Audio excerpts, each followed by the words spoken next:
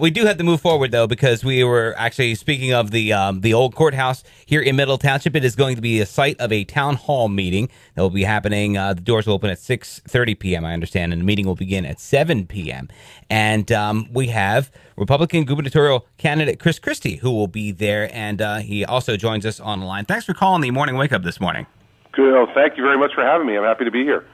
Now, Chris, obviously things going pretty well for you right now in the polls. You're up 9%. If the election would be held today, you'd beat the governor. And coming down here to start your town hall meetings, this has got to be a good way for you to kick off your campaign. Yeah, well, I wish the election was today, given that news. Just don't really speed great. down here, Chris, all right? Don't go over the speed limit. Now, listen, we never go 90, and we always keep our seatbelt on. There you go. All right. All right. Oh, boy. And remember, there are some lights on the Parkway when you're coming down here today, You too. want to make sure you pay attention to them. I was U.S. Attorney for 7 years, spent a lot of time down in Cape May, and so, that's for a guy from North Jersey. That's when you're hitting the sweet spot when you get to the traffic lights. That's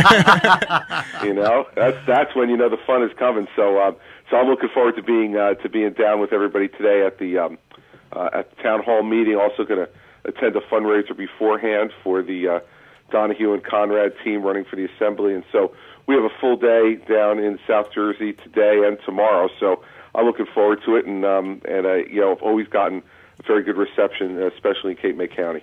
Republican gubernatorial candidate Chris Christie joining us in the Morning Wake Up here, 98.7 The Coast. Dennis Brown talking to you. Now, Chris, I talked with you September 11th. You were down here for the memorial that was held at the county administration building, and you kind of talked about a little bit about your story becoming the U.S. attorney. And I thought that was a pretty good story. Maybe you could just share a little bit about how you got into that position, and certainly that was where you made the impact and made a name for yourself to be able to make this run for governor. Sure. Yeah. I was someone who had been a volunteer. I was the counsel to then Governor George W. Bush's campaign for president. I was his counsel here in New Jersey. Thereafter, as the administration began to form, I expressed an interest in the U.S. Attorney's job. Went through a whole bunch of interviewing at the Justice Department with career Justice Department folks and people at the White House, and then I received a call from the White House on September 10th. 2001 at 4:30 in the afternoon, offering me the position of United States Attorney for New Jersey. And then the next day, the job changed entirely, as we all know. And so it was a very, very challenging time to become the chief federal law enforcement officer in the state in the immediate aftermath of 9/11, in a state that lost more of its citizens than any other state in America other than New York. And so, getting that call on September 10th and accepting the position on September 10th, the job became completely different less than 24 hours later. And let's talk about a few of the big issues that are hitting New Jerseyans right now. One story just came out overnight into today. The unemployment rate, 8.3%. It is up again, 14th straight month in a row. Governor John Corzine has said he agrees with the president. It's going to go on for a few more months here at the very least, because unemployment usually is the lag. As far as getting the state back on its feet and getting people back to work, what needs to be done here in the state? Well, it's incredible to me that last week the governor's treasurer was testifying before the Assembly Budget Committee, and he was asked if he thought that New Jerseyans were overtaxed, and he said no. Yeah, we've been playing that clip pretty well. Yeah. And so have we, by the way. And we are.